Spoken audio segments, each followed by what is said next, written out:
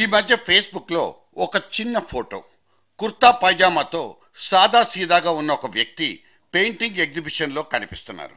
ఎంతో ప్రశాంతంగా హుందాగా ఒక పెయింటింగ్ ముందు నిలబడి కనిపిస్తున్న ఆ వ్యక్తి ఎవరో పేరు చెప్పక్కర్లేదు. 5-6 నెలల ముందు వరకు ఆయన ఒక సూపర్ హీరో. ఆయన ఏం చెప్తే అది వార్త. ఆ మాటకొస్తే ఆయన ఏం చేసినా అది వార్తే. కనిపించని టీవీ ఛానల్ లేదు, ఆయన ఊసెత్తని న్యూస్ పేపరు లేదు. ఆయనే V V Lakshminarayana, IPS batch of 1990, joint director CBI. High profile కేసుల్ని డీల్ చేసిన ఒక super cop. Gujarat Sohrabuddin encounter case నుంచి ముంబై యాంటీ టెర్రరిస్ట్ స్క్వాడ్ టీంలో పనిచేసిన అనుభవాల్ని జేబులో పెట్టుకుని 2006లో హైదరాబాద్ సిబిఐలో అడుగుపెట్టారు లక్ష్మీనారాయణ.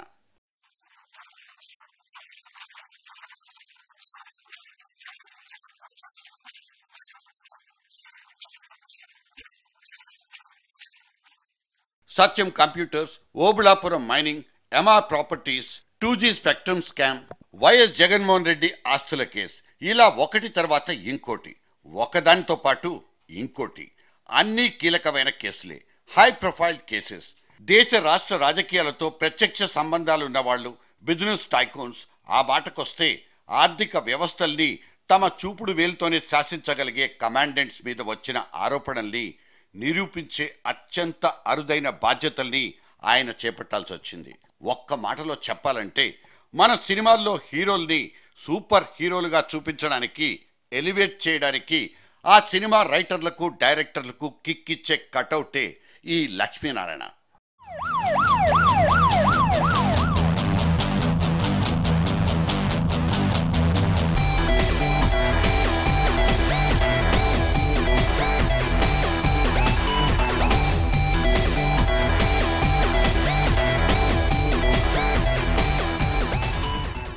కటౌట్ల సంగతి సరే, ఈ సూపర్ కాప్ సైజ్కి ఎదిగిపోయిన లక్ష్మీనారాయణ కట్ చేస్తే ఓ 6 నెలల క్రితం మూటా ముల్లె సర్దేసుకుని పెట్టే బెడతో హైదరాబాద్ నుంచి మకాం మార్చేయాలంటూ హెడ్ ఆఫీస్ నుంచి ఆదేశాలు వచ్చాయి.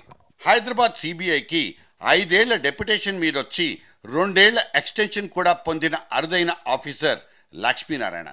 చించేస్తే చిరిగిపోయే చరిత్ర కాదాయింది. సరిగ్గా కీలకమైన తరుణంలో, కేసులు ఒక కొలిక్కి రావాల్సిన టైంలో టైం చూసి మరీ కొట్టినట్టు ఆయన్ని ట్రాన్స్ఫర్ చేసి పారేసింది గవర్నమెంట్. ఇంకా చెప్పాలంటే మీ డెప్యుటేషన్ రద్దు చేస్తున్నాం అంటూ వచ్చిన ఆదేశమే ఒక రాజకీయ సంచలనమై కూర్చుంది.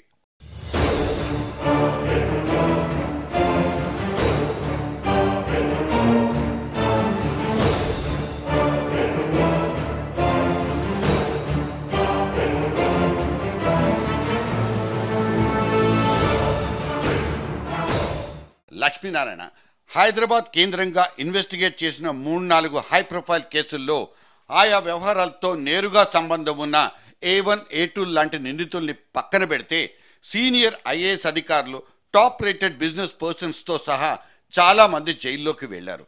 అప్పటి వరకు ఫైళ్లు, సంతకాలు తప్ప కనీసం బయటి వాళ్ల ముక్కు మొగాలు కూడా చూడని కొంతమంది అధికారులు గుడ్ల నీళ్లు కక్కుకుంటూ టీవీ కెమెరాల సాక్షిగా పోలీసు జీపులు ఎక్కడాన్ని జనం విస్తుపోయి చూశారు. మంత్రులు చెప్పింది చేయడమే మేం చేసిన తప్ప, రూల్ ప్రకారం నడుచుకోవడమే మా నేరమా అంటూ ఆగ్రహావేశాలతో రెచ్చిపోయింది బ్యూరోక్రసీ మొత్తం.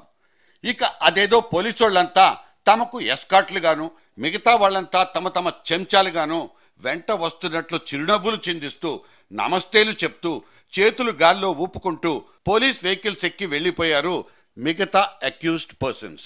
ఈ పని చేయడమే లక్ష్మీనారాయణ పాలిట శాపమై కూర్చుందా?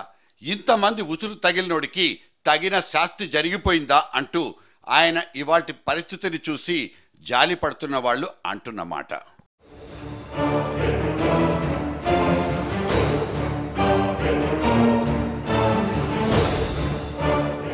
ఇవాళ దాకా లక్ష్మీనారాయణకు పోస్టింగ్ ఇవ్వలేదు.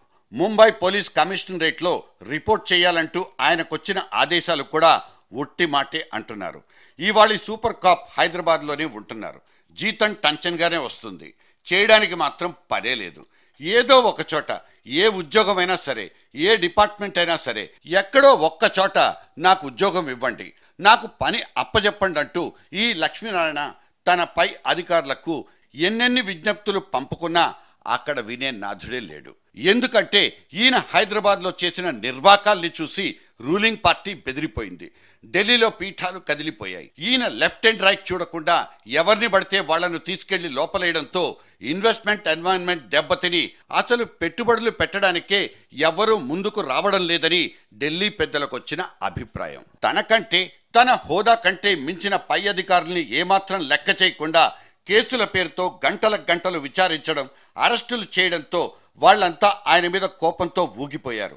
సమయం వచ్చినప్పుడు దెబ్బ కొట్టాలనే సందర్భోచిత వ్యవహారం నడిపినట్టు కనిపిస్తుంది. అధికారం పలుకుబడి ఉన్న సీనియర్ అధికారులతో పెట్టుకుంటే వ్యవహారం చాలా దాకా వెళ్తుందని చెప్పడానికి ఈ లక్ష్మీనారాయణ ఉదంతాన్ని ఉదాహరణగా తీసుకోవచ్చా? రాజకీయాలు ప్లస్ డబ్బు సామ్రాజ్యంలో వేళ్లు పెట్టడం ఒకెత్తైతే ఆయా పుట్టల్లో పెట్టిన వేళ్లకు తేళ్లు చీమలు కుట్టకుండా ఎందుకుంటాయంటూ ఎద్దేవాలు వినిపిస్తున్నాయి. ఇది లక్ష్మీనారాయణ ప్రొఫైల్ పిక్చర్కి కనిపించే ఒక కోణం మాత్రమే. నిజానికి ఇదే లక్ష్మీనారాయణని ఒక రాజకీయ పార్టీ పావులా ఉపయోగించుకుందనే వాదనలు బలంగా ఉన్నాయి. జగన్ విషయంలో హైకోర్టు ఆదేశాల ప్రకారం ఇన్వెస్టిగేషన్ చేస్తున్న ఈయన ఒక రాజకీయ పార్టీ కార్యకర్తలా పనిచేశాడన్నది ఈయన మీద పడిపోయిన ఒక బలమైన ముద్ర. మీడియాలో ఉన్న కొన్ని పత్రికలకు, టీవీ ఛానళ్లకు లీకులిచ్చారనే విమర్శలు వచ్చాయి. నిజానికి ఆయన ఏకపక్ష ధోరణి గురించి మీడియాలో వార్తా కథనాలు కనిపించాయి. ఇక మీడియాలో ఉన్న 1-2 సంస్థలు ఆయన్ని ఒక టిష్యూ పేపర్లా వాడేసుకుని అవతల పడేశాయంటూ లక్ష్మీనారాయణ వ్యవహారం మొత్తం తెలిసిన ఒక సీనియర్ పాత్రికేయుడు, ఇంకో సీనియర్ పోలీస్ అధికారి నాతో ఈ ఉదంతాన్ని గురించి చెప్తే గానీ తెలియలేదు. ఒక నిజాయితీ, నిబద్ధత కలిగిన అధికారి కొన్నిసార్లు వేసే అడుగులు ఇబ్బందుల మార్గాల్ని పట్టించేస్తాయి.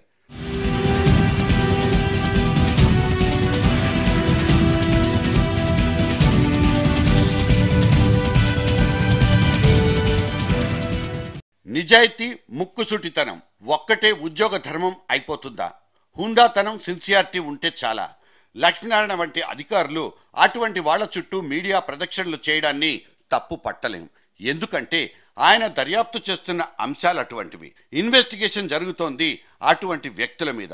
రాష్ట్ర రాజకీయాల్ని శాసిస్తున్న వ్యక్తులు వ్యవస్థల చుట్టూ పరిభ్రమిస్తున్న కేసుల గురించి వార్తా ప్రపంచం పట్టించుకోకుండా ఉండజాలదు.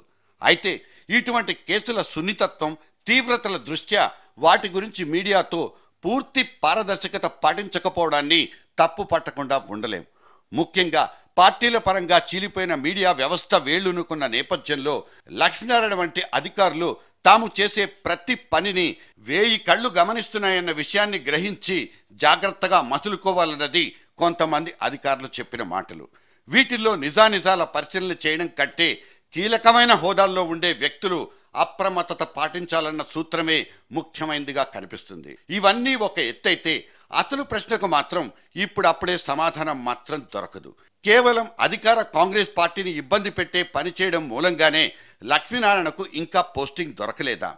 ఒకవేళ ఇదే నిజమైనా ఈసారి మాత్రం ఈ కటౌట్ హీరో రేపటి రోజున ఎక్కడో ఓ చోట చేరిపోవచ్చు. అయితే ఈసారి సీక్వెల్ సినిమా మాత్రం కాస్త డిఫరెంట్గా ఉంటుంది. ఆచి తూచి అడిగేస్తారు. ఆయన రూటే సపరేట్. లక్ష్మీనారాయణ సీక్వెల్ 2.